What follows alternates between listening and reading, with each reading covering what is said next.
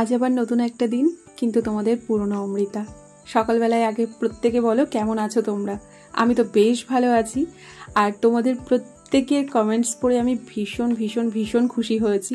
তোমরা অনেকেই জানিয়েছো যে তোমরা কেমন আছো, তবে সেটা কিন্তু একদিন জানালে হবে না, প্রত্যেক দিন আমাকে জানাতে হবে তোমাদের যে তোমরা কেমন আছো। কালকে তোমরা কেউ জানিয়েছো ভালো আছো, আবার কেউ কিছু সমস্যার মধ্যে দিয়ে যাচ্ছ, আবার কেউ জানিয়েছো বাঁচার ইচ্ছেটাই নাকি তার চলে গেছে। এই কমেন্টসটা পড়ে না আমার এত খারাপ লেগেছে, কারণ আমরা না সবসময় অন্যের জন্যে বাঁচি, কখনো না কখনো একটু নিজের জন্য বেঁচে দেখো, দেখবে জীবনটা অনেকটা সুন্দর মনে হবে। জানি কথাটা বলাটা যতটা সহজ, করা ততটাই কঠিন।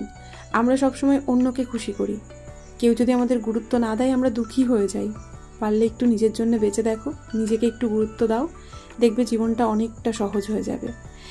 আমিও জীবনে বহু মানুষের কাছ থেকে আঘাত পেয়েছি, তখন সেই বিষয়গুলোতে খারাপ লাগতো, কিন্তু এখন সেই বিষয়গুলোতে খুব একটা খারাপ লাগে না, বরঞ্চ মনে মনে সেই সমস্ত মানুষদেরকে আমি ধন্যবাদই জানাই, কারণ তারা আমাকে আঘাত করেছিল বলে আমি নিজেকে অনেকটা শক্ত করতে পেরেছি। বর্তমানে কে আমায় গুরুত্ব দিল কে দিল না সেসব নিয়ে আমি খুব একটা চিন্তাভাবনা করি না, কারণ এখন আমি নিজেকে গুরুত্ব দিতে শিখেছি। সেই সাথে আমি সেই সমস্ত মানুষদেরকে গুরুত্ব দিই যারা আমাকে গুরুত্ব দেয়। আমার জীবনে আমি বহু মানুষের পেছনে অহেতুক সময় নষ্ট করেছি, এখন বুঝতে পারি সেই সময়গুলো যদি নিজের পেছনে ইনভেস্ট করতাম তাহলে আজকে আমি এর থেকে 1000 গুণে ভালো থাকতাম। তো যাই হোক, সকালবেলায় নিতুবাবুকে পড়াতে বসেছিলাম, ও তো চলে গেছে স্কুলে। আর এদিকে পারুল এসেছে, ওর মাথাটা তো খারাপ হয়ে আছে, বরের সাথে কথা হচ্ছে না, তোর ফোনে কিছু একটা সমস্যা হচ্ছে, তো সেটাই এখন দুজন মিলে একটু ঠিক করি, তারপর তোমাদের সাথে বাকি কথা হচ্ছে। দিদা, গোলা রুটি খাবে?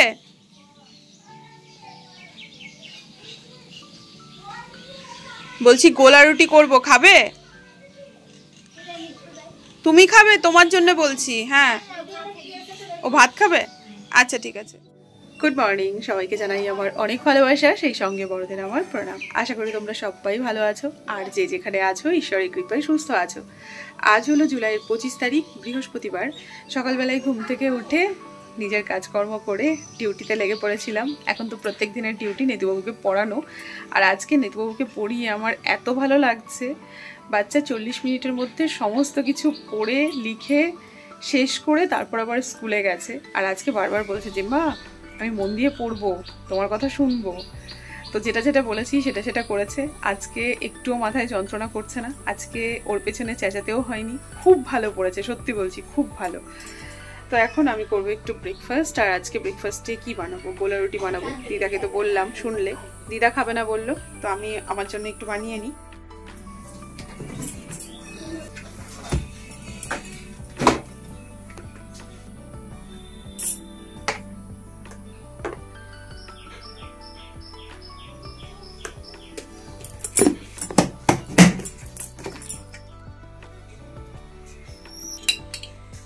একটুখানি লবণ আর একটু বেশি করে ঘি দিচ্ছি। কালকে গোলা রুটিটা খেতে খুব ভালো হয়েছিল, তো আজকে সেভাবেই করব। কালকে একটু চিনি দিয়েছিলাম, আজকে চিনি দেবো না।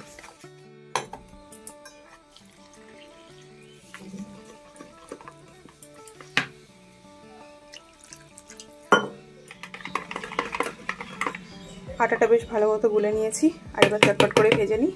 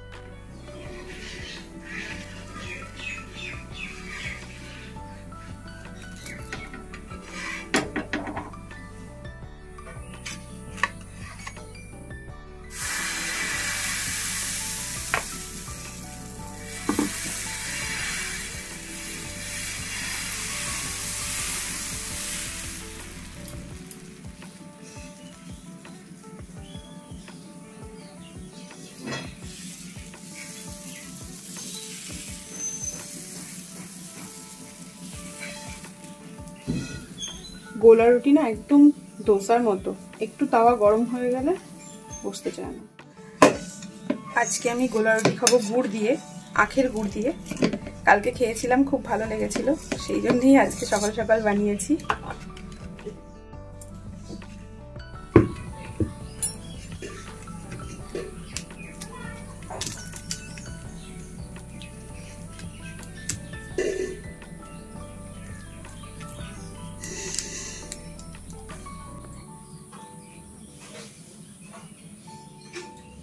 খুব ভালো লাগছে খেতে।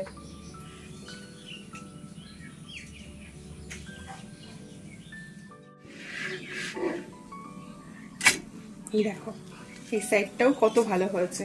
কালকে ছুটি বলছিল মেজদি দুদিক ভাজো, তো কালকে ভালোই লাগছিল, তাই আমিও একটু উল্টে দিলাম। এই সাইডটাও একটু ভাজা হয়ে যাবে, কিন্তু গোলা রুটি এক সাইড ভাজলেই হয়।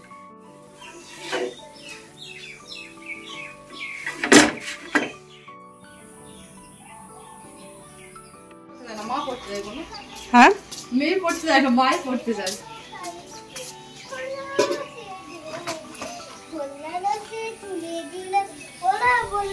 বাবা সব লিখেছো? ম্যাডামকে সব লিখে দেখিয়েছো? তুমি তো গুড গার্ল হয়ে গেছো। তাই? হ্যান্ড ওয়াশ করা শিখিয়েছে? তাই? কাকা চলে এসেছে দুধ দিতে। দাও।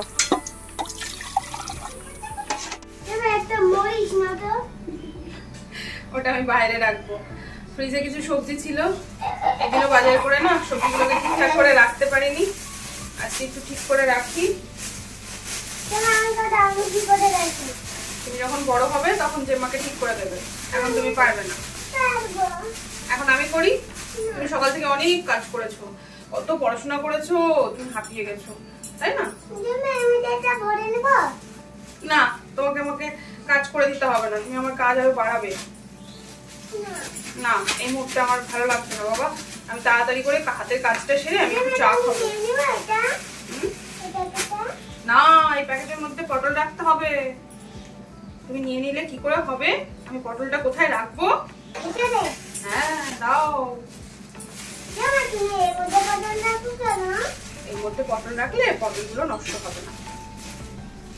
ঠিক আছে।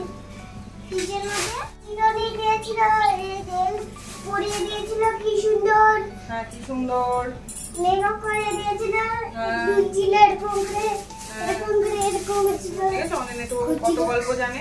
খুঁজছিল। হ্যাঁ, কোথায়? ওই বোতলাই না? কই, আমি তো দেখিনি। কাদায় হচ্ছিল। সে তো অনেক দিন আগে।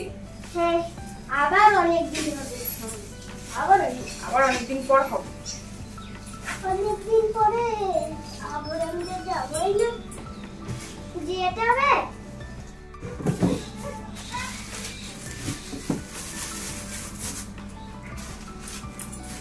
কিন্তু সব আটকে দিলাম না, তোমাকে সব আটকাতে হবে না তো।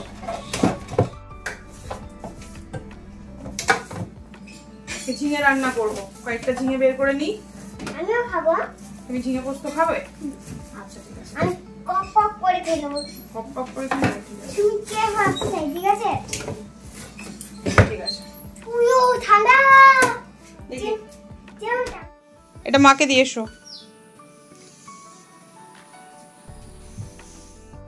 আমার হাতের কাজ হয়ে গেছে, ওদিকে ছোটিও ওর হাতের কাজ সেরে এসে বসেছে। চা খাবে? দাও একটু খাই, একটু চা বানাই তাহলে।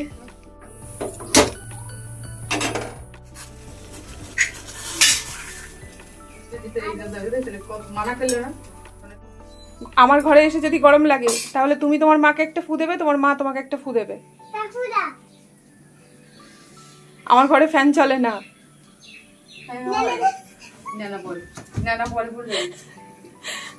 ফু দিতে বললাম না? তোমার মায়ের গরম লাগছে, তোমার মাকে ফু দাও। কেন পারবে না? পারতে হবে।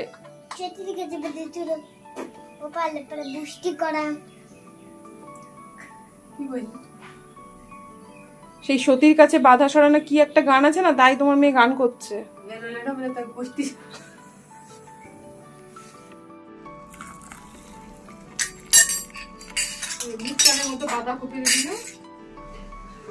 নিন চারটে প্লেটে দিতে হতো না? না বাবা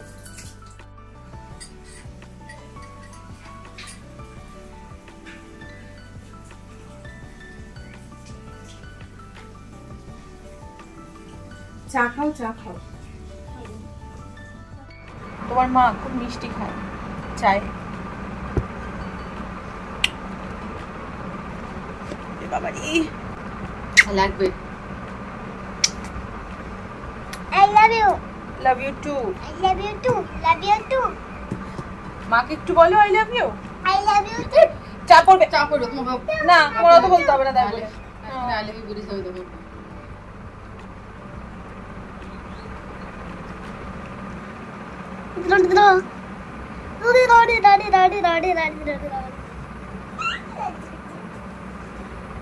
কি বললো শুনলে? লজ্জা করছে।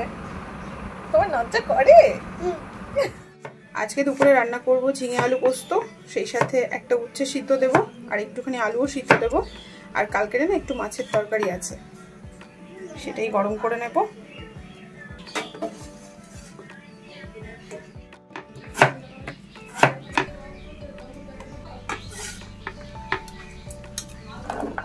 সেটা দেবো একটু সিদ্ধ, আর ওই অর্ধেকটা আলু সিদ্ধ দেবো, অর্ধেকটা না, অর্ধেকেরও কম। তবে উচ্ছের বীজ আমার একদমই পছন্দ না, সেই জন্য বীজগুলো ফেলে দিই।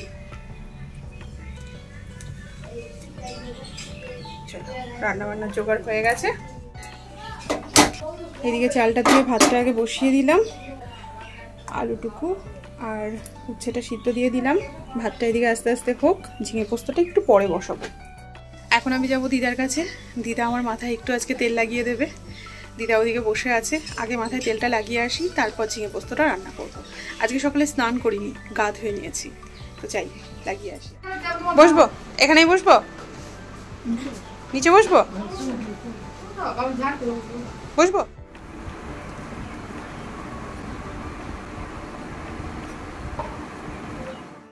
দিদার কাছ থেকে তেল লাগানো হলো, এবার ফ্রিজ থেকে দইটা বের করে রাখি। দিদা যদি খায় দিদাকে একটু দেবো, সেই সাথে আমি খাবো। তবে তার আগে ঝিঙে আলু পোস্তটা একটু বসিয়ে দিই।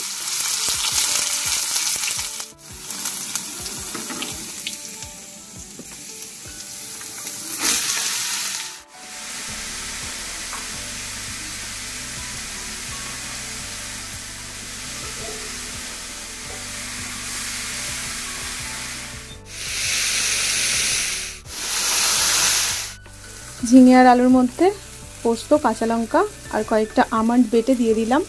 জানি এর মধ্যে হয়তো কেউ দেয় না আমন্ড, কিন্তু আমাকে ওই আমন্ডগুলো না শেষ করতে হবে, সেই জন্যই দিলাম। তো এদিকে আমার ঝিঙে আলু পোস্তটা হয়ে গেছে, সবশেষে একটু কাঁচা তেল দিয়ে দেবো, ব্যাস তাহলেই হয়ে যাবে। আজকের রান্নাবান্নার পর্ব শেষ, আর এবার এই দুধটা গরম করতে বসাবো। গ্যাসটা জ্বালাতেই ভুলে গেছি, দেখেছো?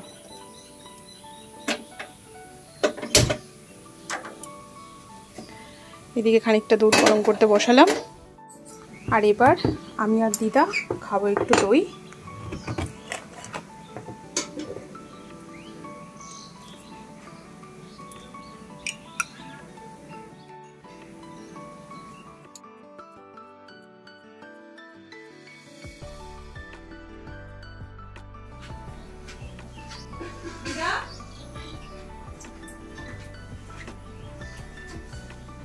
দিদিকে নেই, ডেকে সারা পেলাম না, আমারটা টাকা থাক, আমি আমারটা এখন খাই, যখন আসবে তখন আমাকে ডেকে দিয়ে রাখবো।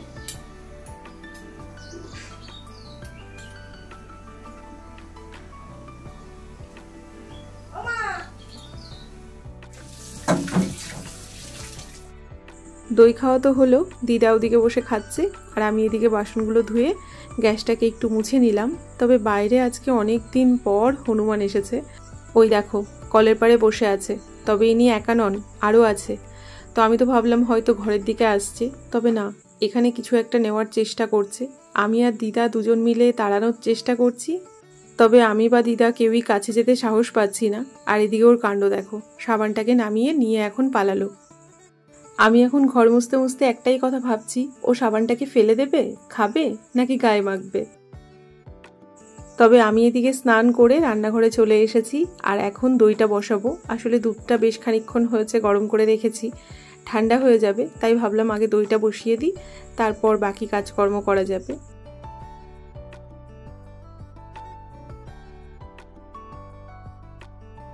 দইটা বসিয়ে আমি দুপুরের খাবারটা বেড়ে নিয়েছি। আর আজকে দুপুরের খাবারে আছে উচ্ছে আলু সিদ্ধ, ঝিঙে আলু পোস্ত, কচু দিয়ে মাছ দিয়ে তরকারি, আর সেই সাথে আছে মায়ের আনা আম আর মিষ্টি।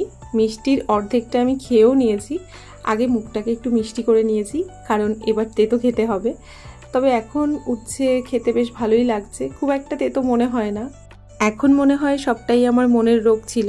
আমি যদি এর আগে চেষ্টা করতাম তাহলে অনেকদিন আগেই খাওয়া শিখে যেতে পারতাম, কিন্তু ওই যে আমার মন চাইতো না, তাই কোনোদিন খাইনি।